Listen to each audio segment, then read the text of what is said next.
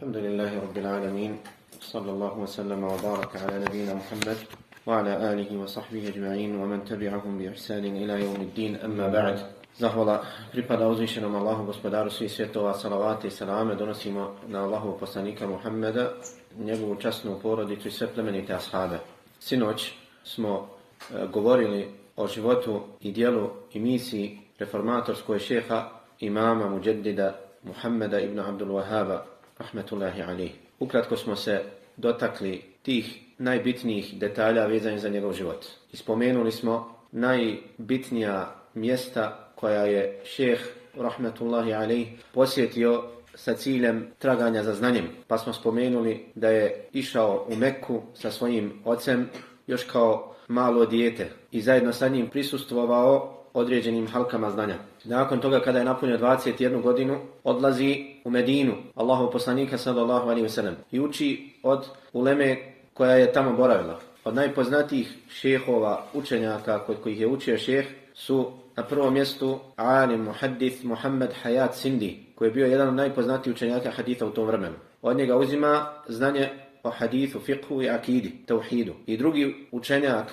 od kojeg je uzeo šejh Muhammed ibn Abdul Wahhab bio je Abdullah ibn Ibrahim an-Najdi. Od njega uzima fiqh, arapski jezik i druge znanosti. U toku boravka u Medini po prvi put suprotstavlja se određenim zabludama, novotarijama i djelima koja narušavaju ispravno islamsko vjerovanje, čisto ispravno islamsko vjerovanje. Pogotovo ono što je se činilo od širkijata kod kabura Allahov poslanika sallallahu alejhi ve sellem. Nakon toga odlazi u Basru, u Irak, i u Basri ostaje duže vremena gdje uči kod uleme Basri. Najpoznatiji šejh kod kojeg je učio tamo bio je pod imenom Muhammed al-Majmu'i, od koga je također nadopunio svoje znanje o islamskom vjerovanju i suprotstavlja se inovacijama, novotarijama i ostalim djelima koja narušava islamsko vjerovanje, koja je zatekao u Basri. A rekli smo da je Basra u tom vremenu bila poznata po mnoštvu šija, rafidija, koji su živjeli u Basri, što za sobom povlači mnoštvo novotarija i zabluda. I šejh im se suprotstavlja. I tamo dok je bio u Basri, piše svoje poznato djelo Kitabu Tauhid, knjiga Tauhida, sa ciljem da pojasni ispravno vjerovanje koje je naučio iz Kur'ana i Sunneta i preuzeo od uleme i upozori na ono što narušava to vjerovanje i što mu se suprotstavlja. Ali zbog tog njegovog suprotstavljanja zabludama biva uznemiravan i izječen i biva mu naređeno da napusti Basru. A šejh, kada je krenuo u Basru, imao je namjeru da ide nakon Basre u Šam, u Damask, i uči tamo od uleme. Međutim, zbog nedostatka materijalnih sredstava nije bio u stanju da nastavi svoje putovanje u traganju za znanjem. Vraća se nazad prema svom rodnom kraju. Prvo odlazi u mjesto grad Zubeir na granici ili na kraju Iraka, gdje su se nastanile porodice, mnoga plemena arapska koja vode porijeklo iz Neđda. Dakle, u tom gradu je Zubeir koji se nalazi u Iraku, mnoga plemena arapska iz Neđda nastanila su se u njemu. Pa odlazi prvo u Zubeir, nakon toga odlazi u grad Al-Ahsa u Arabiji, nakon toga odlazi u Hurayma, gdje se preselio njegov otac i tu boravi nekih 13 ili 15 godina. Nakon preseljenja njegovog oca na ahiret, dakle dok je boravio, dok je otac bio živ, on mu je pružio podršku i iskoristio je taj period da poziva u tevhid, da odvraća od širka. Nakon toga, kada je preselio otac, oni koji su ostali od njegovih neprijatelja i oni što su se suprotstavljali njegovom misionarskom reformatorskom pozivu, ezijete je šeha uznemiravaju i biva prinuđen da napusti grad Hurayma i odlazi u svoje rodno mjesto, rodni kraj Al-Ujejnu. I u Ujejni sklapa pakt ili daje prisegu emiru grada Al-Ujejna, Uthmanu ibn Nasiru ibn Ma'maru, da će jedan drugog podržati i pomoći u pojašnjavanju ispravnog vjerovanja i odvraćanju neukog naroda od širka. I tako biva nekoliko godina, pozivaju tauhid, jedan sa sabljom, a drugi sa jezikom, i šire tauhid i odvraćaju od širka. I kada su odlučili da sruše turbe koje je napravljeno na kaburu Zejda ibn al-Khattaba radijallahu anhu, Omerovog radijallahu anhu brata, koji je tu preselio kao šehid, da ga poravnjaju sa zemljom, kao što je naredio poslanik sallallahu alejhi ve sellem, zato što su mnogi odlazili na taj kabur i činili Allahu širk kod njega. I s time se slaže emir ibn Ma'mar. Nakon što su porušili ili poravnjali sa zemljom taj kabur, emir grada Al-Ahsa kada su mu se požalili oni koji su obožavali taj kabur na ono što su oni uradili, prijeti emiru grada Al-Ujejna da ako ne ubije šeha Muhameda Abdul Wahaba, da će mu poslati vojsku i zaustavit će, da će poslati na njega svoju vojsku i da će prekinuti slanje imetka kojeg mu je godišnje slao kao pomoć.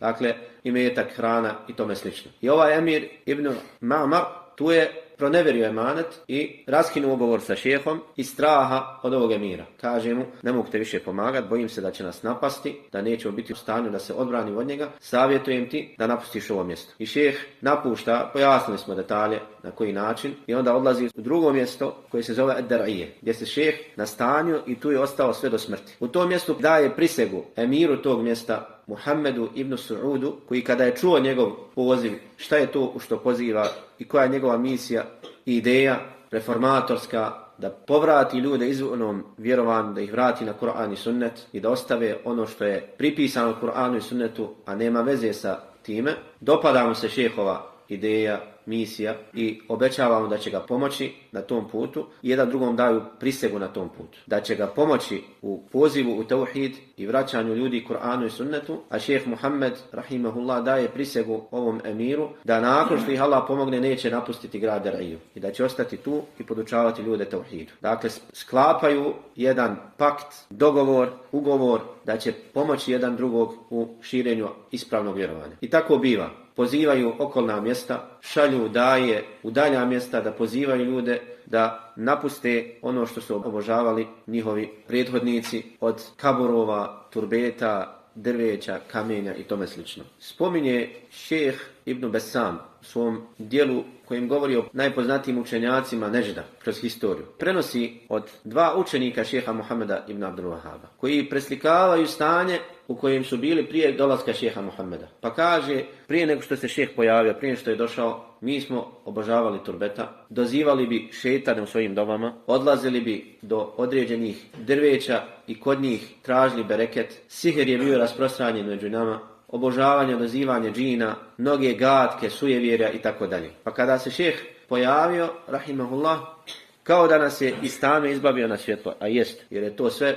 u čemu su bili tama, zabluda. Pa kada se šejh pojavio, pojasnio im ispravno vjerovanje, pa su progledali nurom upute. I onda šalju daje, pozivaju narod da ostave obožavanje kipova, obožavanje turbeta i mnogo toga što je se proširilo među ljudima. Nešto od toga ima, da tako kažemo, islamski preznak, a nešto je oživljeno iz vremena paganstva prije islama. Nešto, kada kažemo, ima islamski preznak kao turbeta, koja su napravljena na kaburovima takozvani šehova, evlija, pa se to pripisuje islamu, da ima uporište u islamu, da oni odlaze na ta turbeta zato što su ti koji su ukopani tamo na posebnom mjestu kod uzvišenog Allaha i tome slično. A nešto je oživljeno od vjere pagana prije islama, kao kipovi, kao obožavanje drveća. Iako jedno i drugo nema veze sa islamom, ali jednom se daje islamski predznak, a drugo nema veze sa islamom ni izbliza ni izdaleka. Pa se spominje da su tu u Neždu imali palmu koju su obožavali, koju su zvali Fahlul Fuhul, muškarac svih muškaraca, ili muška palma svih muških palma. Žena kada ne bi mogla da zatrudni, otišla bi kod te palme i tražila od nje da joj pomogne. Dotle su ljudi otišli u zabludu. Toliko im je razum zaostao da odlaze i čine gore nego što su radili mušrici Mekke. Mušrici u Mekki prije pojave Muhammeda sallallahu alejhi ve sellem odlazili bi svojim kipovima i od njih tražili da se oni zauzmu kod Allaha. A ovi odlaze kod drveća i traže da im drveće ispuni njihove potrebe. Drvo da im, palma da im ispuni potrebe. Gori širk neko širk kojeg su radili mušrici u Mekki. Jer je to širk i u uluhijetu i širk u rububijetu. Na svaki način. Dok mušrici Mekke, kada upitaš ko je stvorio, kada upitaš mušrike Mekke, ko je stvorio nebesa i zemlju, ko spušta kišu sa nebesa, ko daje da niču plodovi, kažu Allah. Dok ovi su, na'udhu billah, pripisivali to ovima drugima mimo Allaha, poput drveća, kipova, meleka, turbeta i tome slično. Daleko su bili u zabludi. Pa kada se šejh pojavio i sklopio ovaj ugovor sa emirom Muhammed ibn Saudom, dava je počela da se širi, dava u tauhid, da se vraćaju izvornom ispravnom vjerovanju. A većina ljudi u tom području bili su neuki, beduini, pustinjaci, koji ništa nisu znali o svojoj vjeri, osim ono što su čuli od drugih. Niti bi učili Kur'an, niti bi čitali hadise, a učenjaci koji su bili prisutni među njima, ostavljali su ih zbog svojih ličnih interesa, da bi ostali na svojim pozicijama, ostavljali su ih u neznanju. I onda kada se šejh pojavio i počeo ljude pozivati na pravi put, nije pozivao sebi, niti je pravio neku frakciju, posebnu grupaciju, nego poziva Allahu subhanahu wa ta'ala, poziva Kur'anu i sunnetu. Ovi koji su bili prisutni prije njega, suprotstavljaju mu se. Neki iz neznanja, zato što su smatrali da je zabluda istina, a istina zabluda. Drugi mu se suprotstavljaju zbog straha da ne ugrozi njihove položaje i interese. A treći, koji nisu iz reda uleme, poput bogataša i vladara, suprotstavili su mu se iz straha da ne ugrozi njihove položaje i njihov ugled među ljudima. Ali šejh rahimahullah ustrajava na tom putu i poziva, i rekli smo, blizu 50 godina poziva ljude i riječima, direktno odlazeći, pozivajući, šalje im pisma, piše djela u kojima na pojednostavljen, pristupačan način pojašnjava najosnovnije što svaki musliman treba da poznaje. I ukazuje na te zablude u koje su upali iz neznanja i slijepog povođenja za drugima. Pa se dešaju mnogi sukobi između njega i njegovih neprijatelja. Dolazi i do oružanih sukoba, ali Allah subhanahu wa ta'ala ga je pomogao na tom putu. Sve do 1206. godine po hidžri, kada šejh umire, odlazi svom gospodaru sa 92 godine života, kojeg je proveo u učenju znanja, prenošenju znanja, pozivanju u tauhid i pojašnjavanju onoga što se suprotstavlja tauhidu. Rekli smo da je jedna od najboljih poslanica ili jedno od najboljih dijela koja je šejh rahmetullahi alejh napisao na tom putu, u toj svojoj misiji vraćanja neukog naroda na izvorno vjerovanje, djelo Thalathatul Usul wa Adillatuha, 3 temelja i njihovi dokazi. 3 osnovna temelja i njihovi dokazi. To je jedno od najpoznatijih i najboljih šejhovih djela. Iako sažetog obima, u sebi nosi mnoga značenja i pojašnjenje mnogih pitanja koja moraju svi muslimani poznavati. Kao što je napisao i mnoga druga djela, ali ovo je jedno od najpoznatijih i najbitnijih i najjednostavnijih. I ovo djelo šalje u okolna sela, šalje drugima da ga čitaju, savjetuje učenike da prenose drugima, čak bi učili napamet ovo djelo u džamijama i obavezivali bi neuki narod, pustinjake, beduine koji ne znaju ništa o svojoj vjeri, da nauči napamet ovo. Ispitivali bi ih nakon namaza. Koja su 3 temelja? Pa bi napamet naučili. Zato što su imali potrebu za to. Da uvijek ova 3 temelja budu prisutna pred njima. A čućemo o čemu je riječ. Koja su to 3 temelja? I šejhova ideja, reformatorska, njegova misija, proširila se na okolna mjesta, sela, gradove i širi se i dalje. I bereketom te dave poziva u tauhid, vraćanja ljudi na Kur'an i sunnet i napuštanje slijepog slijeđenja, mezhebskog fanatizma, pristrasnosti, proširila se dala i na istoku i na zapadu. I gotovo da nema mjesta danas, više od 200 godina nakon šejhove smrti, što je relativno kratak period, gotovo da nema mjesta da u njega nije došao njegov poziv, njegova dava. Ali to nije njegova lična dava, nego je samo reformatorska. Obnavlja ono što je zamrlo, što je zaboravljeno. Dakle, on nije pozivao sebi, nego je pozivao Kur'anu i sunnetu. Ali kažemo njegova dava zato što je on reformator, zato što je on poveo, probudio umet ponovo da se probudi. A to je Allahova blagodat koju daje kome on hoće. Pa nema mjesta da do njega nije došla vijest o njegovoj davi. Pa neki su prihvatili, neki nisu prihvatili. Mnogi islamski učenjaci su pohvalili njegovu davu, poput poznata 2 učenjaka, muhadditha u tom vremenu iz Jemena, Muhammed ibn Ali ash-Shawkani, rahimahullah, poznati imam iz Jemena, koji je napisao komentar na djelo Muntaqa al-Akhbar, koji se zove Nailul Awtar, štampano u 15 tomova, komentar haditha o propisima, koji je pohvalio kada je čuo i obaviješten o davi, o pozivu, o radu i djelu šeha Muhammeda ibn Abdul Wahhaba, koji je bio njegov suvremenjak, koji isto vremenu su živjeli, ali nisu se sreli, pohvalio je njegovu davu i otpjevao kasidu u kojoj podržava ono što on radi i kaže da kada je čuo da je se pojavio taj čovjek tamo mjestu Darija u Neždu, to se podudarilo sa onim u što ja pozivam. I hvali, podržava šeha u njegovim idejama, u njegovom radu i poziva druge da ga slijede u tome, da krenu istim putem. Također drugi učenjak koji je bio suvremenjak šehov je Muhammed ibn Ismail as-San'ani, autor poznatog komentara na djelo Bulughul Maram Subulus Salam, koji se izučava i na Islamskom fakultetu u Sarajevu,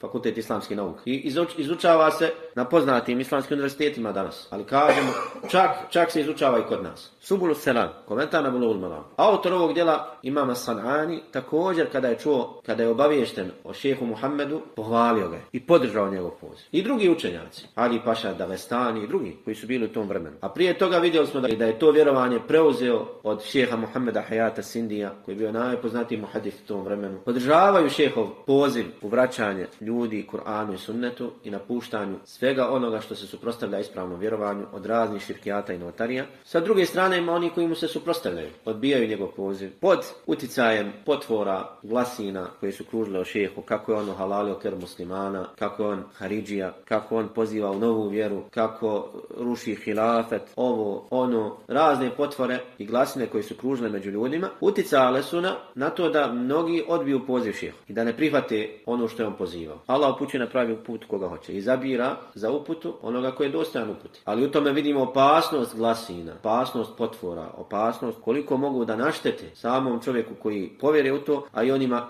do kojih on prenese te potvore. Zatim šehova dava se širi i dalje, pa prelazi na druge kontinente u našem vremenu zadnjih 100 godina, kada se protok informacija povećao i olakšao, širi se šehova dava i na ostale kontinente. Gotovo da nema države na dunjalku do koje nije došla vijest o šehu i njegovom pozivu, ili u najmanju ruku ako nisu prihvatili njegovu davu u potpunosti, onda su pod njenim uticajem. Jer je bez imalo sumnje dava šeha Muhammeda uticala na iskorjenjivanje mnogih zabluda koje su prisutne bili među ljudima. Čak i oni koji mu se suprotstavljaju ne žele to prihvatiti, ne žele to priznati, ali su pod utjecajem. Zato što su okolnosti i prihvatanje mnogih ljudi onoga u što je pozivao šeh uticale silom ili milom da prihvate mnoge teze na koje je šeh ukazivao i isprave mnoge nepravilnosti na koje je šeh ukazivao. Iako možda su oni neprijatelji šeha, mrze ga, ne žele da o njemu govore u pohvalnom kontekstu, ali su prihvatili mnoge stvari na koje on ukazivao. Primjer toga je i slučaj kojeg spominju mnogi, da je u Indiji jedan poznati šeh koji imao mnogo učenjaka. Jedan od njegovih učenika čuo je za davu šeha Muhammeda Abdul Wahhaba i došao do nekih šehovih pisanih dijela, knjiga i čitao i to mu se dopalo i prihvatio je, krenuo pravim putem. A šeh je bio žestoki neprijatelj njegove dave i na svojim dersovima upozoravao je na njega, na vehabije takozvane, na one koji se pojavili sa novom vjerom, žestoko upozoravao svoje učenike da slučajno neko ne krene njihovim putem. A ovaj učenik iz znatiželje traži i dođe do šehovih knjiga, čita ih, proučava i prihvati ono, povjeruje ono što je šeh pozivao. Jer je to prirodno, to je Kur'an i sunnet. I pokušava svom šehu da prenese to, da mu pojasni da šeh nije u zabludi, to nije nikakva nova vjera. Međutim, kada god pokušava da mu priđe, nalazi na odbojnost, zatvorena vrata. Ne dopušta mu da uopšte pojasni mu šta je srž šehove dave. Nego kaže, to je špijun, on je ovakav, on je nakav, to je vehabijska sekta. I šta je uradio? Uzeo je šehovo poznato djelo Kitabu Tauhid i otkinuo korice s prednje i sa zadnje strane i otišao kod šeha. Kaže mu, uvaženi šehu, dobio sam ovu knjigu, ne znam šta je u njoj. Bil ti mogao da je malo prelistaš, pročitaš, pa da mi kažeš smijem li ja ovo čitati ili ne smijem? Da vidimo šta je, da mi ti dadne svoju recenziju. Pa kako mi ti kažeš, ja ću postupiti. I ostavi kod šeha knjigu nekoliko dana. I vrati se nakon nekoliko dana i pita šeha, šta kažeš za onu knjigu što sam ti dao? Smijem li je čitati ili da je bacim negdje, da je zapalim? Allah, nisam ništa našao, samo ajeti hadith. Isto ovo i mi govorimo, ništa ne pozivamo, ništa drugačije. Slobodno čitaj, ajeti hadithi. Isto kao da čitam, kaže Buhari. Isto kao da čitam, kao da je ovo djelo pisao Imam Buhari. Kaže šehu, to djelo je napisao Muhammed Abdul Wahhab. Neki kažu da ga je istjerao, da je se naljutio, drugi kažu da je prihvatio nakon toga. Allah najbolje zna, to je ono što dolikuje ulemi. Da je prihvatio nakon što je vidio to, da šeh nije pozivao ni u šta drugo osim u Kur'an i sunnet, da je prihvatio i on i da je zamolio Allah da mu se smiluje i zatražio oprosta od Allaha što je loše govorio o njemu. Allah najbolje zna. To nije ništa novo kada su u pitanju oni koji pozivaju ljude da napuste zabludu. Poslanici, vjerovjesnici vjernici kada bi odlazili svojim narodima, šta su za njih govorili? Sihirbaz, vračar, lud, pjesnik, želi vlast. Potvarali ih raznim potvarama da bi ljude odvratili od njihovog poziva. I nema sumnje onaj ko naslijedi od poslanika i vjerovjesnika njihovo nasljeđe, to je znanje, da će se iste te stvari dešavati njima. Da će ih optuživati, potvarati, lagati na njih. Zato to nije ništa novo, niti je to čudno. I šejh ustrajava u svom pozivu, kao što smo rekli, i širi se njegov, Allah najbolje zna, to je stvar gajba, ali Allah najbolje zna da je zbog njegove iskrenosti Allah dao bereketa u njegovim djelima. Da mi stotinama godina, 200, 300 godina nakon njegove smrti čitamo njegova djela i komentaršimo i družimo se uz njih. I da su prevedena njegova djela na mnoge jezike danas. Vjerujem da ovo djelo 3 temelja da je prevedeno na najbitnije jezike danas. Da nema jezika poznatog, bitnog danas na svijetu, a da na njega nije prevedeno ovo djelo. Na engleski je poznato, njemački, francuski, španski, ruski, kineski, japanski, gotovo na svim jezicima. Čak ima i na našem jeziku bosanski. I rekli smo, prvi put ovo djelo je prevedeno na naš jezik davne 1976. godine. 1976. godine. Dakle, prije blizu 50 godina. Blizu 50 godina. Ko je preveo prvi put ovo djelo? Poznati doktor Ahmed Smajlović, prvi doktor islamskih nauka u islamskoj zajednici, koji je doktorirao na Azharu. I to djelo štampa u 10.000 primjeraka starješinstvo islamske zajednice Bosne i Hercegovine. 10.000 primjeraka. Što znači da je tvrdnja oni koji kažu da su vehabije došle 92. i posle toga netačna. I da Muhammed ibn Abdul Wahhab prvi put se tada spominje. Nije istina. On je bio prije rata prisutan više od koliko godina? Dakle, 15 godina. Prije rata i više od toga. Prije nego što su Arapi došli u Bosnu, humanitarne organizacije i tako dalje. Prije nego što su počela djela s arapskog masovno da se prevodi. Zbog čega je doktor Ahmed Smajlov, zbog čega je preveo ovo djelo? Zbog njegove bitnosti. I zbog čega islamska zajednica štampala ovo djelo? Zbog njegove bitnosti. Je li samo preveo djelo? Nije samo preveo djelo, nego je napisao i kratku biografiju šeha Muhameda Abdul Wahhab, koju ćemo sada pročitati inšallah ta'ala. I ukazao u kratkim tezama u čemu se to ogleda njegova reformatorska misija ili misa. A inače je pisao o reformatorima u ummetu. Jedan od onih koji se dotakao doktor Ahmed Smajlović bio je Muhammed ibn Abdul Wahhab. Dakle, mi ćemo pročitati ovo što je napisao doktor Ahmed Smajlović radi ibreta i pouke, iako da on nije to napisao, nama to ništa puno ne znači. Ali kao potvrda i odgovor onima koji tvrde ono što tvrde i optužuju da su nama neki Arapi donijeli Muhammeda ibn Abdul Wahhaba u Bosnu, to nije istina. Muhammed ibn Abdul Wahhab nije bio nikakav sektaš, on je bio jedan od učenjaka. Učenjak od učenjaka. Ne prizivamo mu bezgrešnost, niti sebe smatramo njegovim nekim sljedbenicima, mi smo sljedbenici Muhammeda sallallahu alejhi ve sellem. Slijedimo njega kao što slijedimo i drugu ulemu. Onaj koji je bliži istini, njega više slijedimo. Onaj koji je dalji, njega manje. Ali sve učenjake volimo, poštujemo, cijenimo, molimo Allaha da im se smiluje. Onda gdje su pogodili i gdje se njihov govor podudara sa Kur'anom i sunnetom, mi ih u tome slijedimo. Ovdje gdje se suprotstavlja Kur'anu i sunnetu, mi ih ne slijedimo u tome. A molimo Allaha da im oprosti gdje su pogriješili, zato što vjerujemo da nisu namjerno pogriješili. Željeli su da dođu do istine, pa su zbog raznih okolnosti i mnogih razloga pogriješili. Ne iz namjere da pogriješe. Namjera im je bila da dođu do istine. Ali niko nije bezgrešan, osim uzvišenog Allaha subhanahu wa ta'ala. Njemu su manjkavosti i greške strane. Svako od ljudi griješi. Poslanik sallallahu alejhi ve sellem u dostavljanju vjere bio je bezgrešan. A mimo toga Allah subhanahu wa ta'ala na nekoliko puta ga kori kroz Kur'an. Gdje je napravio određeni postupak gdje ga Allah kori i ispravlja. Ali u dostavljanju vjere bio je bezgrešan. Jer da je negdje pogriješio, Allah bi ga ispravio. Ne bi ostavio da pogriješi. To je svojstveno čovjeku. Čovjek je slabašno, nepotpuno biće, Allah je savršen. Prema tome, šejh Muhammed ibn Abdul Wahhab nije bezgrešan, nije neki svetac, mi se ne pozivamo posebno na njega. Potrefilo je se da je korisno i bitno da izučavamo njegova djela, zato što su odgovarajuća, lahka, pristupačna za naš nivo znanja, a učimo i čitamo djela drugih islamskih učenjaka. Isto kao što čitamo i njegova djela. Ne dajemo njemu posebnu prednost. Ali zbog toga što se laže na šeha, iznose se potvore, bitno je da se stane u njegovu odbranu. Kao što bi stali u odbranu i imama Nevavija i Hafida ibn Hadžara al-Asqalanija, kao što bi stali u odbranu bilo kojeg drugog učenjaka, kada mu se čini nepravda. Tako branimo i šeha rahimahullah. Ne zato što smatramo da je on bezgrešan. Znači, mi ne dozvoljavamo niti pristajemo na tu igru da nas neko etiketira kako smo mi vehabije, kako smo mi ovi ili oni. To što mi izučavamo šehova djela, ne znači da smo vehabi, da smo mi neka sekta koja slijedi Muhammed Abdul Wahhab. Daleko od toga.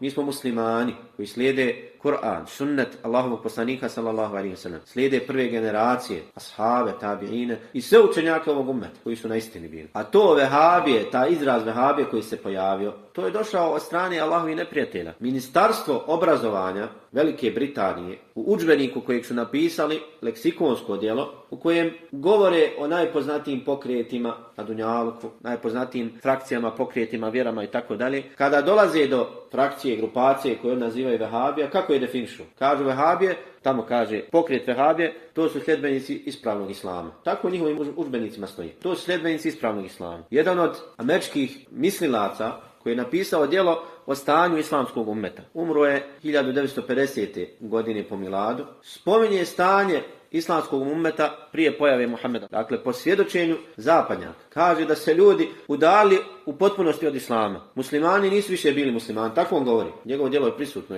prevedeno je na više jezika. Na engleskom ima, na drugim jezicima. Kaže muslimani, ali nemaju ništa od islama. Muslimani koji nisu muslimani, tako se izražava. Slijede, kaže, običaje drugih vjera. Opisuje stanje prije pojave Muhameda ibn Abdul Wahhaba. I spominje da je, kada se pojavio Muhammed Abdul Wahhab, vraćao ljude islamu. Dok neprijatelji dina, Allahovog, masoni i druge moći zla na dunjaluku, pod navodnike moći, Allah im malo dao moći, Allahu pripada moć potpuna, ali te moći zla rade danonoćno da zavade muslimane, da ih odvrate od njihove vjere, jer znaju da muslimani ako se vrate svojoj vjeri, da to znači da će se ponovo vratiti stanje koje je bilo prije nego što su muslimani napustili svoju vjeru. Jer znaju da je ponos muslimana u njihovoj vjeri, u pridržavanju, čvrstom pridržavanju za vjeru. I oni znaju da su muslimani vladali dunjalku.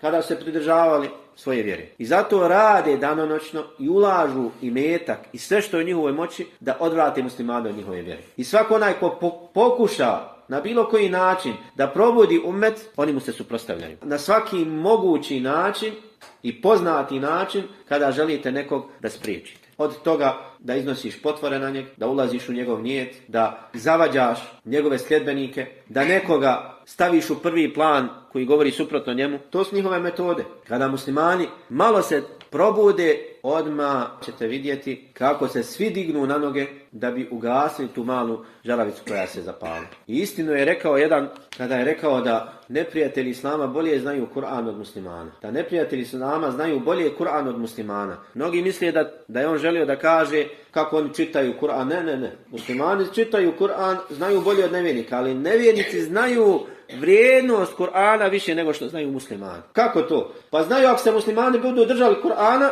da nema više njih. Da će onda budu donja, muslimani gornji. I zato muslimani odvraćaju od Kur'ana. Oni znaju šta je Kur'an. Da muslimani ako se dočepaju Kur'ana, nema više poniženja. I zato odvraćaju muslimane od Kur'ana. Oni znaju opasnost Kur'ana. Zbog čega se bore protiv Kur'ana? Zbog čega ne daju da se tumači Kur'an? Zato što znaju njegovu bitnost i vrijednost. Dok muslimani ne znaju. Muslimani misle ako se prihvate Kur'ana da je to nazadovanje. I vidjet ćete oni koji se pripisuju islamu, razni intelektualci, podnavanike, razni tumači, kako se ismijavaju sa muslimanima kada uče Kur'an, kada uče sunnet. Kažu, žele da nas vrate u srednji vijek. Žele da nas vrate da jašemo na devama, da nosamo turbane. Žele nas udaljiti od napretka, od savremene civilizacije i tome slično. Pa kaže jedan, dok je prolazio pored šeha Abdullaha ibn Humejda, rahimahullah, u halci, držao halku znanja i prolazi pored njih pametnjaković. Kaže, ljudi su sletili na mjesec. Do mjeseca su došli, a vi i dan danas čitate te ajete i hadise. Vi dan danas čitate ajete i hadise. Kaže šejh,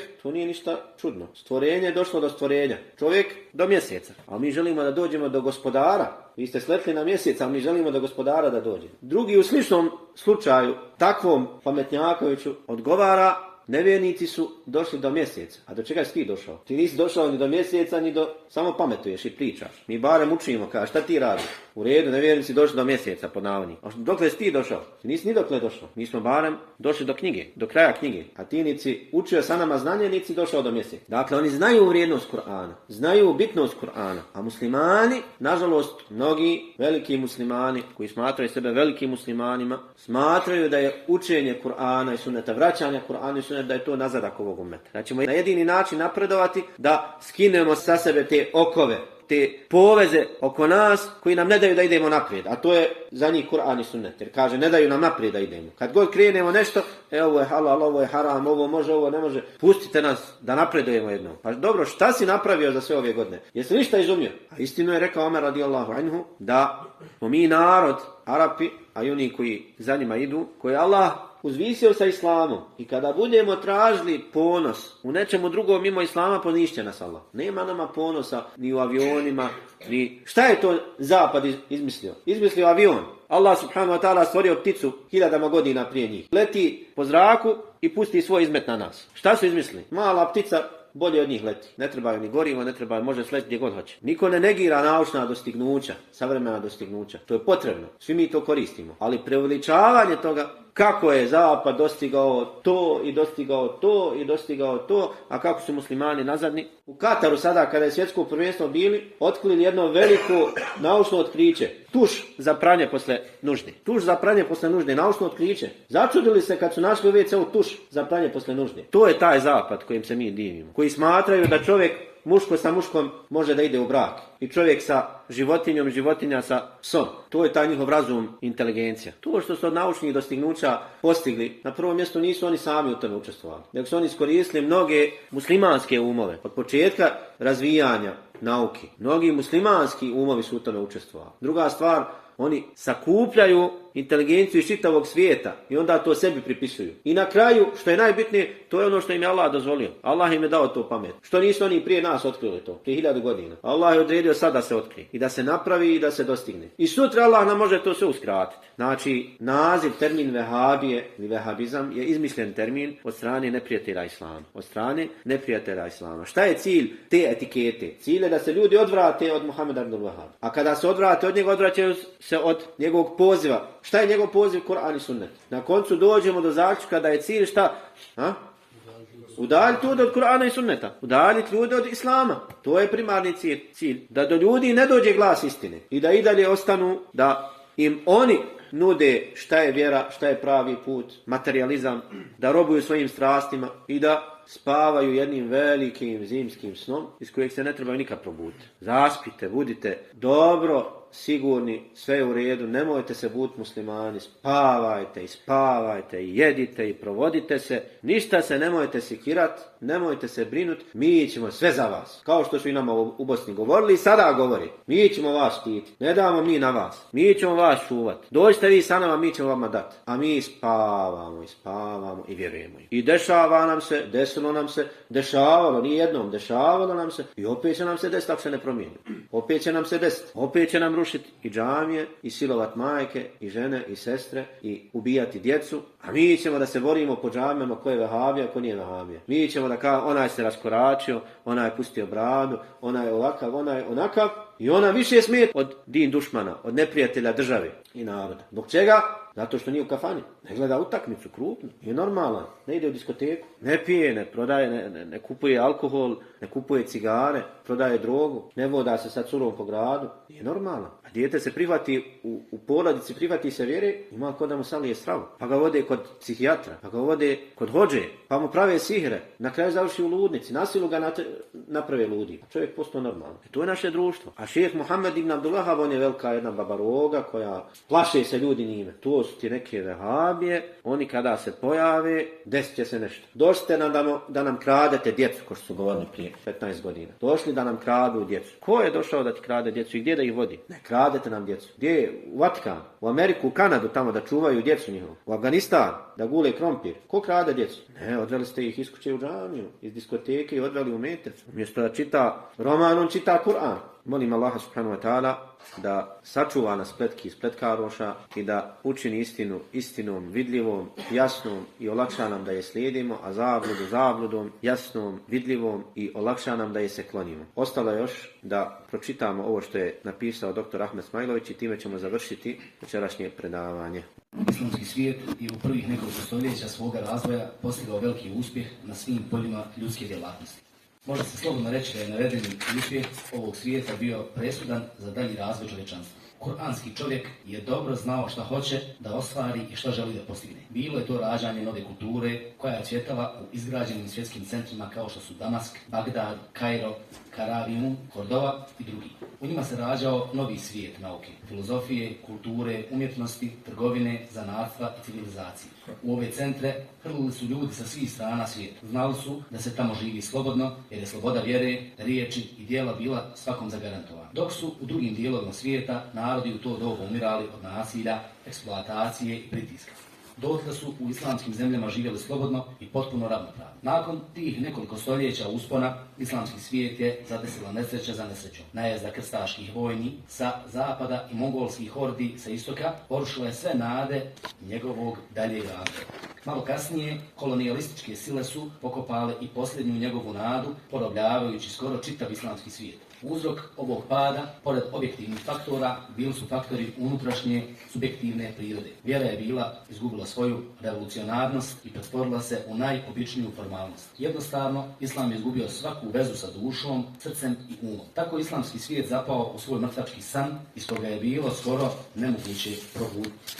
I onda, kad to skoro niko nije očekivao, počeli su se javljati nosioci novog duha, reformatori, koji su osjećali bol svojih naroda, shvatali opasnosti koje ih vrebaju i razmišljali o uzrocima bolesti koje su harali. Svaki od njih gledao je na ove probleme iz sopstvenog ugla i pronalazio za njih rješenje sa vlastitog stanovišta. Jedni od njih su pozivali na jednakost među ljudima, bez obzira na njihovu nacionalnu, vjersku i rasnu pripadnost. Drugi su zahtijevali reorganizaciju vojske kako bi pomoću nje mogli ostvariti promjene. Treći su težili za osnivanje predstavničkih tijela. Četvrti su se opet zalagali za vraćanje izvornog islamskom učenju. Svi su oni doživljavali svašta, protjerivanje, napad, optuživanje, izdajstvo, pa i zatvaranje. Međutim, bili su uporni i strpljivi, više su voljeli svoj cilj nego svoj život. Znali su zašto rade i zašto se bore. Bili su jači od svega i ni pred čim nisu prezali. Mnogi su uspjeli. Napredak koji je islamski svijet u novo doba učinio rezultat je njihove upornosti i djela. Prirodno je što za sve to zaslužuju najveće priznanje, jer su oni bili neposredni izazivači novovjekovnog buđenja islamskog svijeta, koje je bilo od presudnog značaja za njegov dalji razvoj uopće. Jedan od tvoraca ovog novovjekovnog islamskog buđenja bio je i imam Muhammed ibn Abdul Wahhab. Život i školovanje Muhameda ibn Abdul Wahhab. Rođen je 1703. godine u mjestu Ujejne, u Nedždu, gdje je proveo i svoje djetinjstvo i započeo prvo svoje naukovo. Pošto je stekao osnovno obrazovanje, otišao je u Medinu da nastavi školovanje. Za jedno kratko vrijeme Abdul Wahhab je bio zapažen od svojih učitelja. Međutim, on neće biti potpuno zadovoljan svojim boravkom u Medini, jer je očekivao da će postići daleko više. Zbog toga je odlučio da napusti Medinu i ostavi svoje učitelje. Želio je da nešto više sazna o islamskom svijetu i njegovom duhovnom stanju. Pa je proveo 4 godine u Basri, 5 godina u Bagdadu, godinu u Kurdistanu, 2 godine u Hemedonu. Potom je otputovao u Isfahan, gdje je izučavao filozofiju, iluminizma i sufizma. Dakle, ova tvrdnja nije ispravna i ne spominje se u mjerodavnim historijskim djelima koja govore o šehovom životu. Dakle, nije poznato da je išao ikada u Iran, niti je poznato da je išao u Bagdad, niti Isfahan, niti ostala mjesta. Niti da je izučavao filozofiju. Ovo je dr. Ahmed Smajlović preuzeo iz nekih izvora koji nisu autentični. Dakle, ono što smo rekli, to je ono što je poznato i po pitanju čega se slažu sva djela koja govore o životu šeha. S tim što se ne slažu, sva ne poklapaju, da li je prvo otišao u Medinu ili u Basru, da li je otišao u Meku. Dakle, ima to nekog odstupanja među historičarima koji su zapisali tu vremensku epohu koju je živio šejh Muhammed, ali to da je išao u Iran, u Isfahan, u Bagdad i ostalo, da je izučavao sufizam i filozofiju, nije spomenuto u mjerodavnim izvorima. Dakle, ovaj detalj nije tačan. Zatim odlazi u Kum, poznati šijski centar. Kum, poznati šijski centar i ostaje neko vrijeme. Na kraju svih ovih putovanja, susreta, izučavanja, vraća se u svoje rodno mjesto, povlači se nekoliko mjeseci, sređuje svoje utiske, analizira svoje putovanje i svodi rezultate svojih studija. A potom se pojavljuje pozivajući ljude na vraćanje izvornom islamskom učenju, Kur'anu i sunnetu. Umro je 1790. godine gledajući primjetno otjelovljenje svojih nastojanja u rađanju nove i slobodne islamske države Saudijske Arabije. Rad i težnja Muhameda ibn Abdul Wahhab. Pošto je upoznao islamski svijet i shvatio njegove probleme, Abdul Wahhab se usmjerio u svom radu na problem vjerovanja. Smatrao je da je ovo osnovno pitanje na kojem se islamski svijet potakao i zapao u takvo stanje u kojem se više nije mogao prepoznati. Obraćanje evlijama, izabranim ljudima, posjete kojekakvim šehovima, traženje milosti od umrlih, obilazak turbeta i slično, odvelo je islamski svijet u naručje idolopoklonstva i mnogoboštva. Znao je da je jedini izlaz u ispravnom duhovnom opredjeljenju, originalnom islamskom vjerovanju, koje se potvrdilo kroz istoriju i čiji je ispravan put doveo islamski svijet na vrhunac kulturnog razvoja i misaonog progresa. Stoga je Abdul Wahhab usmjerio sve svoje snage na prvi osnovni islamski princip, la ilaha illallah, kojem su pozivali svi Božji poslanici, u kojeg je Muhammed sallallahu alejhi ve sellem imao zadatak da objasni i dovede do kraja. Značenje ovog prvog islamskog principa je da u vidljivom i nevidljivom svijetu nema druge istinske sile koja upravlja svim osim jednog Boga, Đelešanu, kome se jedino treba klanjati i koga jedino treba obožavati. Osim njega, drugi niko ne zaslužuje da mu se čovjek klanja, moli i obožava. Uostalom, to je suština Kur'ana i osnovni princip islamskog učenja. Ovo što je spomenuo dr. Ahmed Smajlović, ovo treba zlatnim slovima napisati. U nekoliko rečenica suštinu je reformatorskog poziva šeha Muhameda ibn Wahhaba pojasnio. U nekoliko rečenica. Tako jakim izrazima koji imaju svoju dubinu i nose u sebi mnoga značenja. Da imamo vremena nekoliko puta bi pročitali isti ovaj pasus. A također ono što slijedi po istom je kontekstu. U istom je kontekstu i na isti način pojašnjava suštinu šehovog rada, suštinu njegove dave. I preslikava nam stanje umeta u tom vremenu kada se on pojavio. Slikovito nam pojašnjava kakvo je stanje bilo umetu u tom vremenu kada se šeh pojavio. Šta se desilo sa islamskim svijetom koji drži Kur'an u ruci, a skrenuo je sa svog puta? Mnogoboštvo. To je bio odgovor imama Muhameda ibn Abdul Wahhab. Muslimani idu na hadž evlijama, plaćaju im da im pomognu, traže od njih da im oproste i mole ih da ih zaštite, vjerujući da im oni mogu koristiti i štetu. Turbetima nema broja. Postavljaju se na svim mjestima i u svim zemljama. Stvorena je čitava vojska evlija koje treba posjetiti, obići, zamoliti ih za pomoć. Nije li to isto kao i ono što su govorili arapski idolopoklonici i mnogoboštvo koji su često ponavljali, mi ih obožavamo da se Bogu više približi. Sura Zumar, 3. ajet. I ovo su naši zaštitnici i zagovornici kod Boga. Sura Yunus, 18. ajet. Kakva je to provalija u kojoj su muslimani pali? Kako da izađu iz nje? Odgovor je za Abdul Wahhaba bio jasan.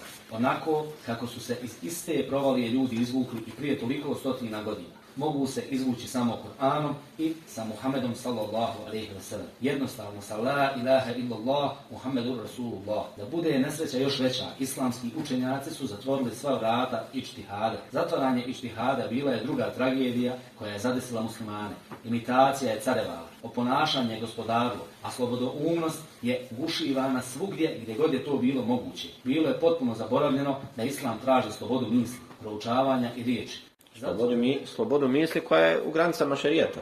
Ne misli se slobodu misli koja odstupa od Kur'ana i sunneta. Nema čovjek slobodu u svom vjerovanju koja odudara od Kur'ana i sunneta. Zatvorenim vratima ičtihada bilo je priključeno još i zatvaranje džihada, borbe za istinu i rada u ime Allaha Đelešanu. Jednostavno rečeno, vraćanje Kur'anu i sunnetu, otvaranje ičtihada i oživljavanje džihada bili su osnovne težnje života i rada Muhameda ibn Abdul Wahhab. Sva tri navedena principa sproveo je prije svega na sebi, okupljajući još za svog života čitavu generaciju ljudi oko sebe, koji su znali kako dalje nastaviti mukotrpan put oslobođenja, izgradnje i rekonstrukcije islamskog društva i njegovog svijeta. Začetnik neorenesanse islamskog svijeta. Učeći na dijelima čuvenog Ibn Taymije i njegovog učenika Ibn Kajma, zatim osvježavajući ova učenja njihovim dovođenjem u sklad sa Kur'anom i sunnetom, a obzirom na vrijeme u kojem je živio, radio i djelovao, Muhammed ibn Abdul Wahhab s pravom pretpostavlja začetnika neorenesanskog doba islamskog svijeta. Sva nastojanja nakon teoretičara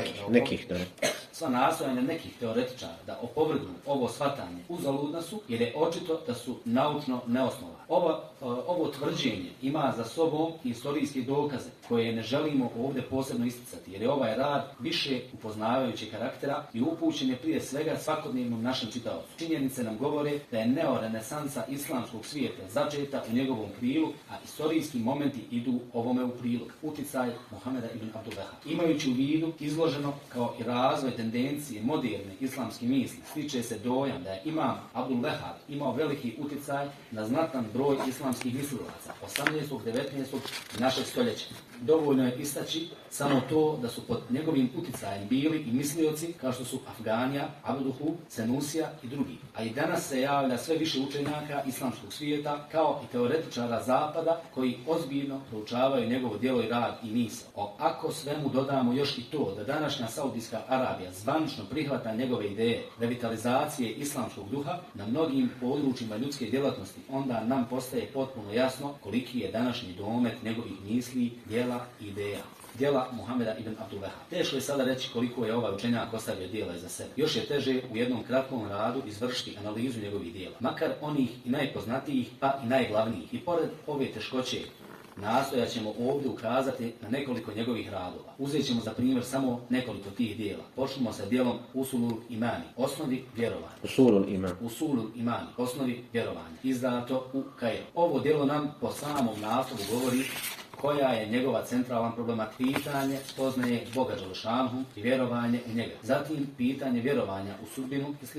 Ovdje proučava i problem determinacije uopšte. Nakon proučenih navedenih pitanja usmjerava svoja proučavanja ka vjerovanju u meleke. Zatim pridržavanja Kur'ana, prava Božijeg poslanika sallallahu alejhi ve sellem, islamskog postrehivanja na nauku i način njenog traženja, kao i neka druga pitanja koja su u najužoj vezi sa osnovnim zadacima islamskog vjerovanja. Ovom dijelu su prilikom izdavanja pridodata još druga dva njegova djela, kao Fadlul Islam, gdje proučava značaj, smisao, vrijednost i pojavu islama uopće i neka druga pitanja u vezi s njim, te Kitabul Kebair, u kojim vrši opsežnu analizu problema grijeha, kazni za njihovo činjenje i sl. Drugo djelo na koje želimo ukazati je Kešfu Šubuhati, Fit Tevhidi, otkrivanje sumnji u vjerovanje, izdato također u Kairu prije nekoliko godina. Upoređivanje sa originalnim rukopisom djela izvršio je poznati komentator Muhidin al-Hatib.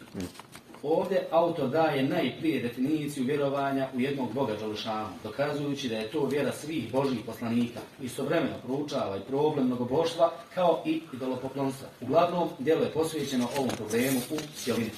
Treće djelo koje želimo istaći je Kitabu Tevhid. Komentar ovog djela izvršio je Abdurrahman ibn Hasan, koje je zajedno sa komentarom izdato u Rijadu prije 3 godine u o trošku kralja Fejsala. Treba priznati da ovo djelo predstavlja značajan doprinos akaidskom području i njegovom izučavanju kao i razrješavanju nekih suštinskih pitanja pomenutog karaktera. Četvrto djelo koje je potrebno pomenuti je Međmuatu Tevhidi, koje sadrži 16 izabranih traktata od Ibn Tejmije i Muhammed ibn Abdul Wahhab. Djelo je izdato u Medini i predstavlja jedno od osnovnih djela koja se izučavaju na poznatom Islamskom univerzitetu Medini. I na kraju peto djelo, koje skrećemo ovdje pažnju, je Selasetul Usuli wa Ediletuha. 3 osnovna temelja i njihovi dokazi, koje je izdavano više puta kako u Rijadu, tako i u drugim mjestima. Ovo djelo dajemo i u prevodu kako bi našem čitaocu ukazali na suštinsko razrješavanje problema vjerovanja sa kuranskog aspekta. Djelo je, kako se vidi, po opsegu malo, ali je veliko po svojoj tematici i sadržini. Želimo da dođe do što većeg broja ruku i da ga pročita što veći broj muslimana i prostudira što veći broj imama, uzimajući originalne naznačene kuranske citate kao osnovu u njegovoj preradi i svom razmišljanju. Ponovno, opet to djelo je, kako se vidi, po opsegu malo, ali je veliko po svojoj tematici i sadržini. Želimo da dođeš do što većeg broja ruku i da ga pročita što veći broj muslimana i prostudira što veći broj imama, uzimajući originalne naznačene kuranske citate kao osnovu u njegovoj preradi i svom razmišljanju. Ovaj uvod dr. Ahmed Smajlović, Allah mu se smilovao, završio je sa ovim savjetom, kojeg ćemo još jednom ponoviti, a to je: želimo da dođe do što većeg broja ruku i da ga pročita što veći broj muslimana i prostudira što veći broj imama, uzimajući originalne naznačene kuranske citate kao osnovu u njegovoj preradi i svom razmišljanju. Dakle, savjetuje da ovo djelo dođe do što više muslimana, da ga imami, efendije u džamijama izučavaju, čitaju, tumače, komentaršu, kao i da dođeš do što više muslimana običnog svijeta zbog njegove bitnosti. Da čitaju ovo djelo, o njemu razmišljaju i prenose ono što su naučili iz njega drugima. Kako bi se to osnovno, najbitnije islamsko vjerovanje sačuvalo među muslimanima i na taj način zaštitili našu zajednicu, vjeru, od svega onoga što je napada, od stranih faktora koji pokušavaju da naruše naše vjerovanje, da ga iskrive, nagrizu. I zato je bitno da muslimani izučavaju ovo djelo s vremena na vrijeme, da ponavljaju. Kaže se da je šejh bin Baz rahimahullah, dok je bio kadija u gradu Dilm, 100 puta prokomentarisao ovo djelo. 100 puta za 10 godina. 100 puta. Dakle, jednom kada ga proučimo nije dovoljno. 2 puta, 3 puta, 10 puta, 20 puta, 100 puta, do kraja života, jer šejh u ovom dijelu nije ništa spomenuo od sebe. Spomenuo je 60 dokaza, ajet i hadith, i samo 6 je spomenuo citata drugih mimo Kur'ana i sunneta. 60 je spomenuo dokaza iz Kur'ana i sunneta, ili ajeta ili haditha, i samo 6 citata od islamskih učenjaka. Ništa od sebe nije spomenuo. Inša Allah ta'ala, u narednim sedmicama mi ćemo se družiti sa ovim dijelom, uz kratki komentar, moleći uzvišenog Allaha da u svemu tome dadne hajra i bereketa za nas i za druge. Allah najbolje zna i salavate i salame donosimo na Allahov poslanika Muhammeda, njegovu časnu porodicu i sve plemenite ashabe.